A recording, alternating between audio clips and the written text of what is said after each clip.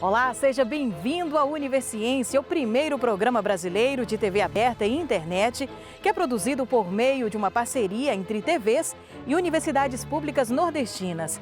Você sabia que em todo o Nordeste brasileiro existem mais de 30 universidades públicas produzindo ciência? Vem com a gente acompanhar o que está sendo feito. Na luta contra o coronavírus, você vai saber como e por que pesquisadores da Universidade Federal da Paraíba trabalham no sequenciamento do genoma da Covid-19.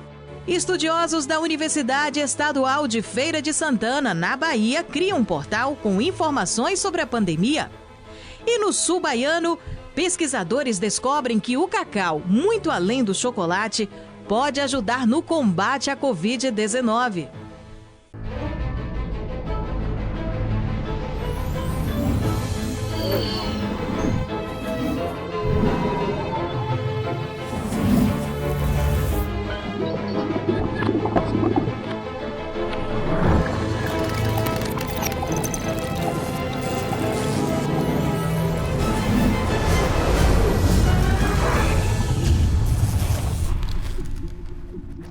Quando a gente estuda biologia, a gente aprende que genoma é toda a informação hereditária de um organismo que está codificada em seu DNA. E partindo desse princípio, é que estudiosos da Universidade Federal da Paraíba trabalham no sequenciamento do genoma da Covid-19. Um esforço fundamental para, entre outras coisas, entender como o vírus se comporta no nosso organismo. A Paraíba já sequenciou cerca de 200 genomas do novo coronavírus e é um dos 3 únicos estados do país a realizar o mapeamento de maneira ininterrupta desde março do ano passado. Isso foi possível graças a um projeto realizado em parceria pela Escola Técnica de Saúde da UFPB, o Laboratório Central do Estado da Paraíba e a Fundação Oswaldo Cruz. Esse sequenciamento vai possibilitar a identificação de mutações que esse vírus vai sofrendo ao longo do tempo. Uma coisa que é comum, uma vez que trata-se de um vírus de RNA, e os vírus de RNA normalmente têm uma taxa de mutação elevada. Apenas Paraíba, Rio Grande do Sul e Rio de Janeiro conseguiram monitorar todo o período da pandemia, as linhagens do SARS-CoV que foram sendo identificadas. A análise é feita a partir de material obtido nos cotonetes utilizados nos testes SWAB, em pessoas com suspeita de contaminação pelo novo coronavírus. Manter um mapeamento atualizado dos vírus em circulação é fundamental para o planejamento de políticas públicas de enfrentamento à pandemia.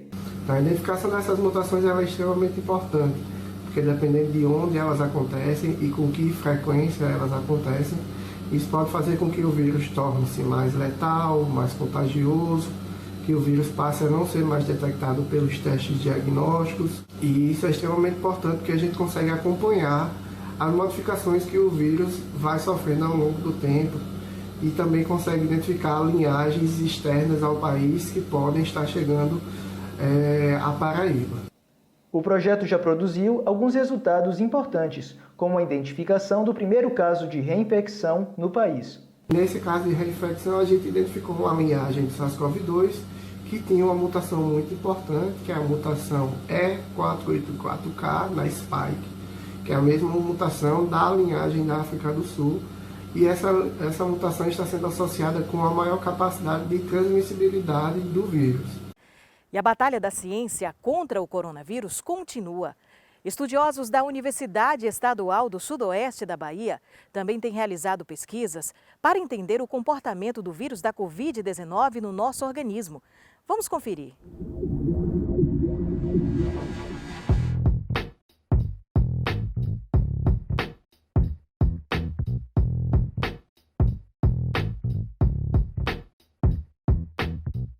Toda vez que nós temos contato com esses micro-organismos, o nosso corpo tenta nos defender, né? Então, ele tem mecanismos de defesa para nos proteger, né? Em alguns casos, esses mecanismos são muito bem sucedidos, né? Entretanto, em outros casos, esses mesmos mecanismos que nos defendem podem nos levar à doença. Ou seja, eu posso tentar proteger a pessoa de uma forma tão forte, mas tão forte, que ao invés de protegê-la, eu acabo causando a doença. Então, aparentemente, no coronavírus, essa resposta muito forte vem sido observada nos casos mais graves.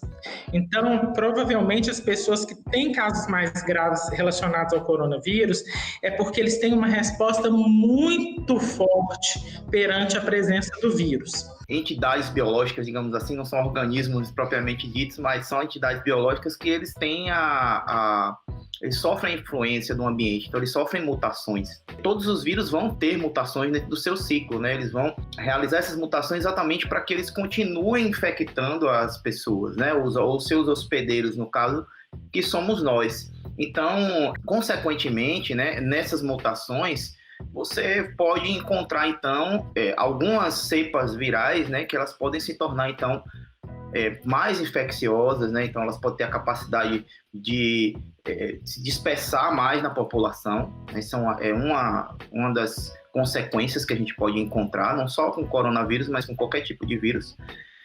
Assim como também essas cepas podem tornar mais agressivas, né? Então, a depender do tipo de proteína que receba essa mutação, né, onde ocorra essa mutação, pode ocasionar um vírus com uma gravidade maior.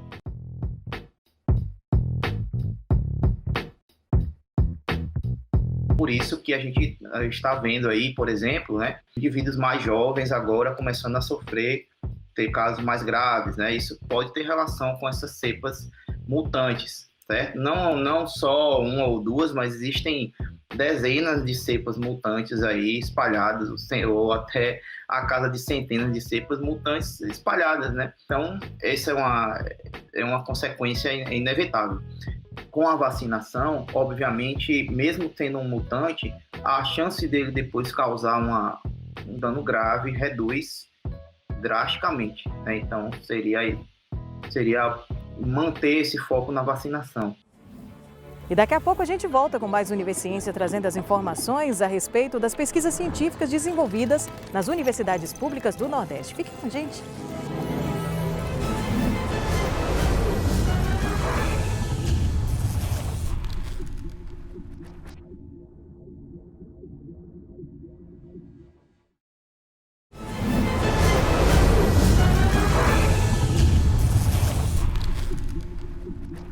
Quando a gente pensa em cacau, é praticamente automático, a gente logo associa ao chocolate.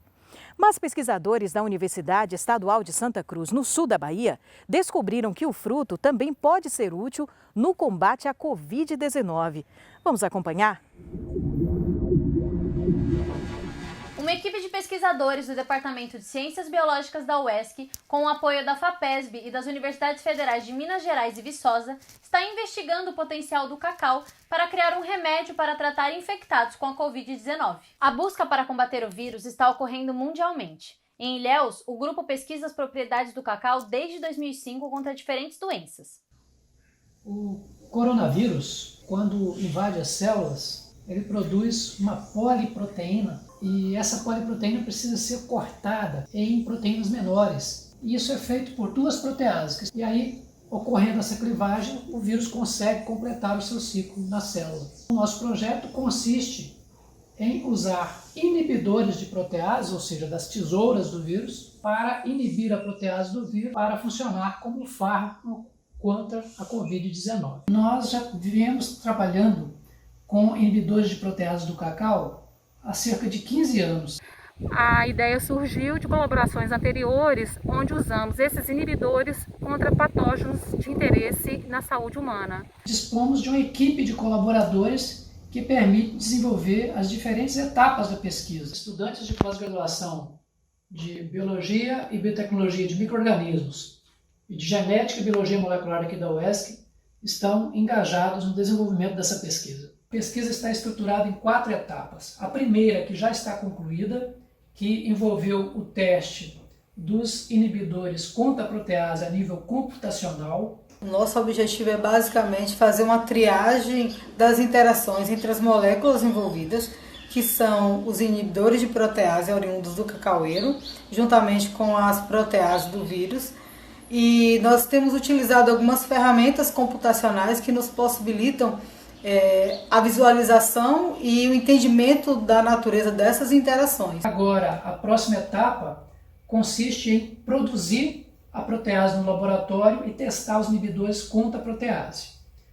Esses inibidores também serão testados contra células humanas no laboratório de imunobiologia daqui da universidade, sob a supervisão da professora Jane Lima. Nós realizaremos ensaios biológicos in vitro com os inibidores para verificar a toxicidade dos mesmos em células humanas.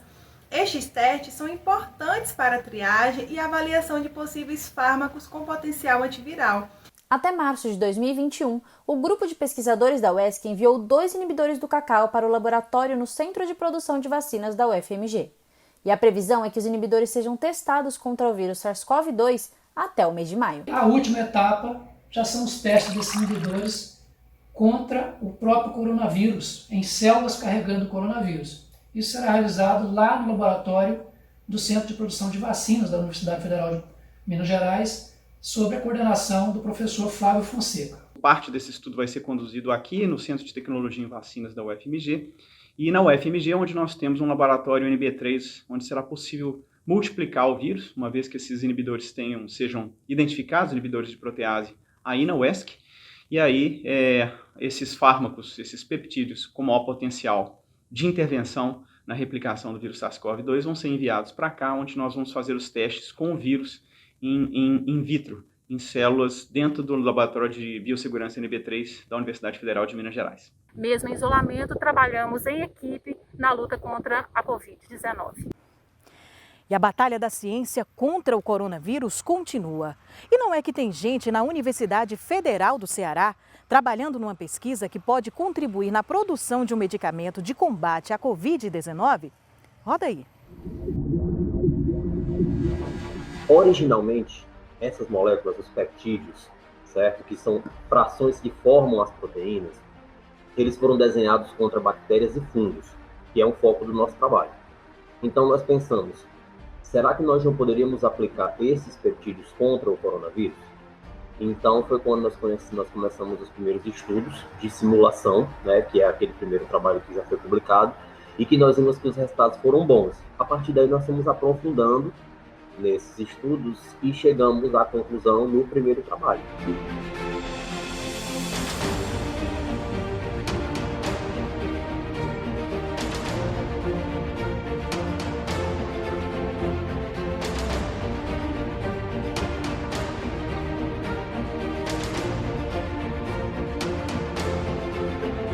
O que foi que nós fizemos? Nós pegamos uma proteína vegetal, tá? Por exemplo, da mamoneira e da acácia branca, e utilizamos essa proteína como um molde, como se ela fosse uma forma, tá?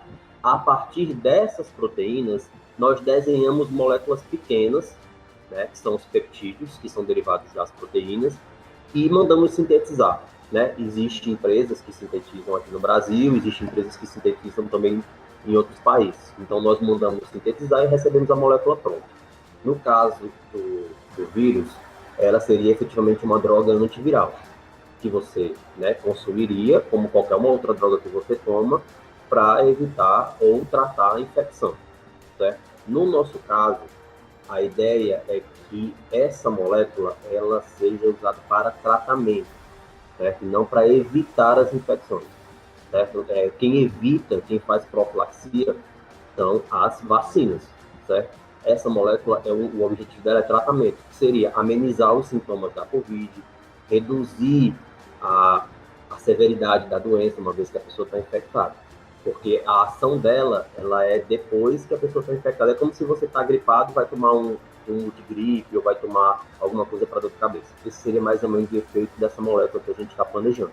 Muitos trabalhos tentaram achar, né, algumas drogas que foram usadas para outros vírus contra esse. Algumas tiveram, sim, certa eficiência, como o Remdesivir, mas as concentrações eram muito altas, então um pouco inviabilizava, porque ao tempo que inibia o vírus era tóxico para a célula, certo?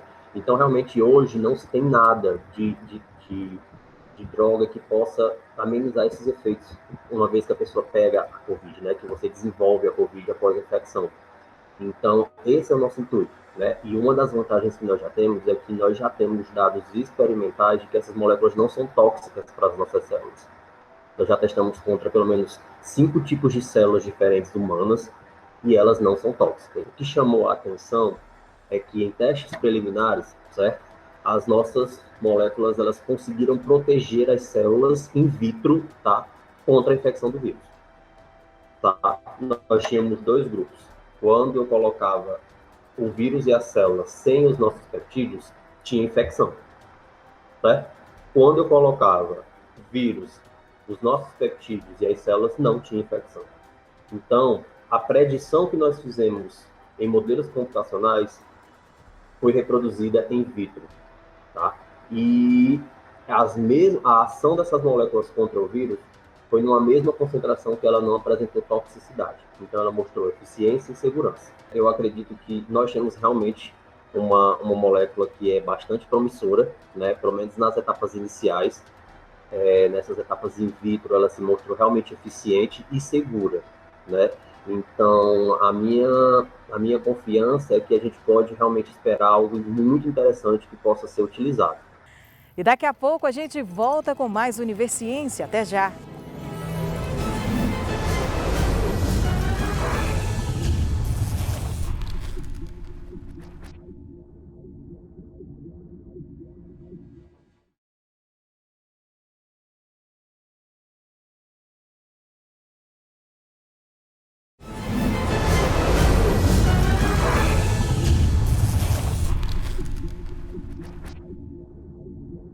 E tem mais notícia boa chegando. Agora eu quero falar com você a respeito do capacete que lembra proteção.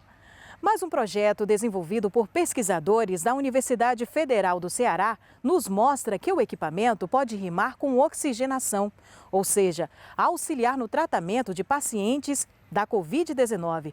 Vamos conferir?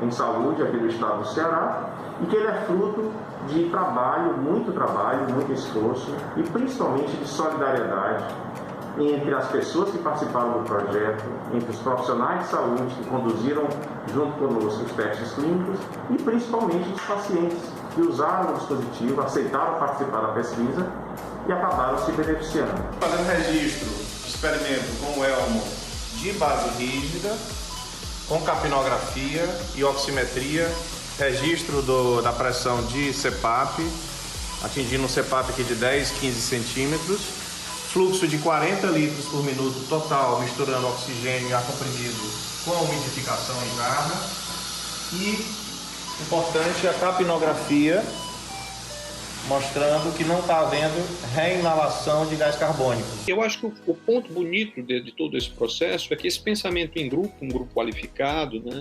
tecnicamente, institucionalmente, do ponto de vista até mesmo político e social, da visão, né, do sistema de saúde, das necessidades do Estado, esse grupo pensando junto, eu acho que acelerou muito o processo e evitou que nós errássemos, porque não havia margem de erro.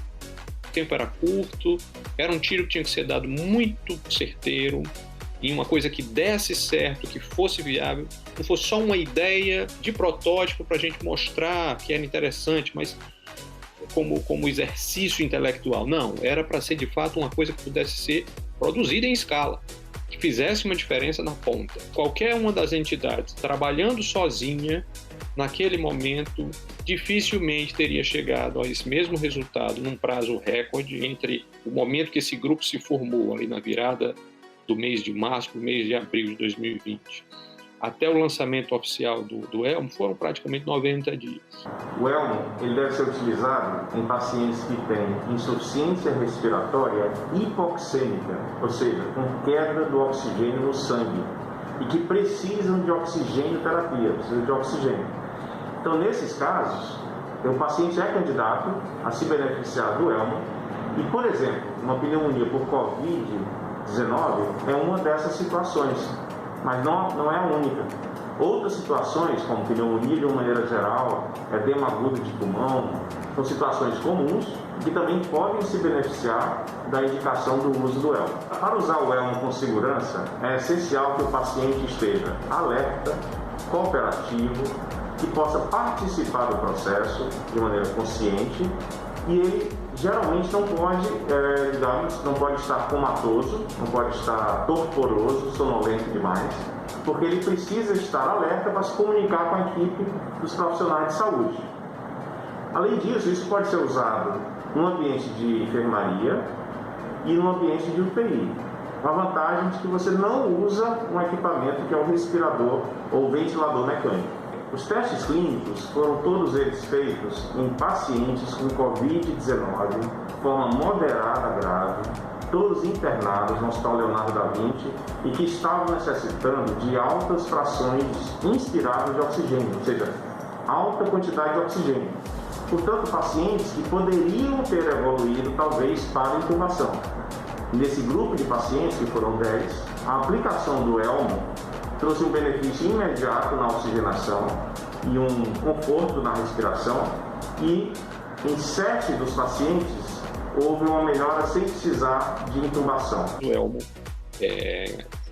ganhou não só uma página de jornal como algo interessante, mas ele, de fato hoje a gente sabe que o impacto é concreto, é possível medir esse impacto, muitos relatos de pacientes que, pelas estatísticas, teriam evoluído para um quadro mais grave e que, dessa forma, o equipamento efetivamente salvou vidas. Compartilhar informações já é algo que faz parte do nosso dia a dia, não é mesmo? Basta a gente pegar o celular e pronto. E pensando nisso, é que pesquisadores da Universidade Estadual de Feira de Santana, no estado da Bahia, desenvolveram o portal GeoCovid. Tudo para você ficar muito bem informado a respeito da pandemia do coronavírus. O portal GeoCovid, ele é formado por 3 guias. A guia que aparece aqui no topo da tela: casos, projeções e vacinação.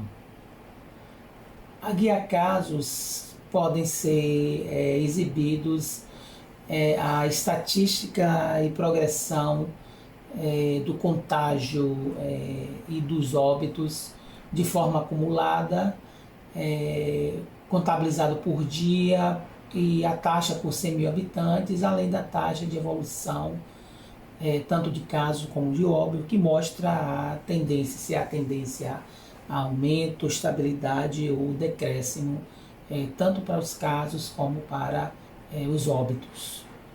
Primeiro, você precisa definir o território, a abrangência do território que você quer examinar. A região Nordeste pode ser selecionada digitando aqui Nordeste, por exemplo, ou eu posso selecionar no próprio mapa diretamente, escolhendo aqui, clicando com o mouse, imediatamente a região Nordeste ela aparece aqui. As informações de mapa são simbolizadas num código de cores, aqui no caso tonalidade de vermelho, e a escala que você aciona nesse lado aqui esquerdo, você consegue visualizar a relação entre a tonalidade de cores e o número que está sendo simbolizado. A aba projeções, ela segue a mesma lógica. Eu também preciso selecionar uma região, preciso selecionar uma data. Só que a data agora, como é projeção, ela aponta para o futuro. A projeção é necessário separar, setar, configurar um outro parâmetro, que é o parâmetro cenário. O cenário, são apresentados 3 possibilidades de cenário. Um cenário de baixa taxa de contágio, que implica aqui em elevada supressão de fluxo, ou elevada vacinação, taxa de vacinação. A moderada taxa de contágio, também moderada supressão de fluxo de isolamento social ou de vacinação. E o terceiro cenário é um cenário mais perigoso, que é o de alta taxa de contágio, quando não há isolamento social, o fluxo está livre e a cobertura vacinal também é baixa. Além disso, é possível selecionar a demanda por leitos de enfermaria e por leitos de UTI. E o Univerciência de hoje fica por aqui. Muito obrigada pela sua companhia. Até a próxima edição.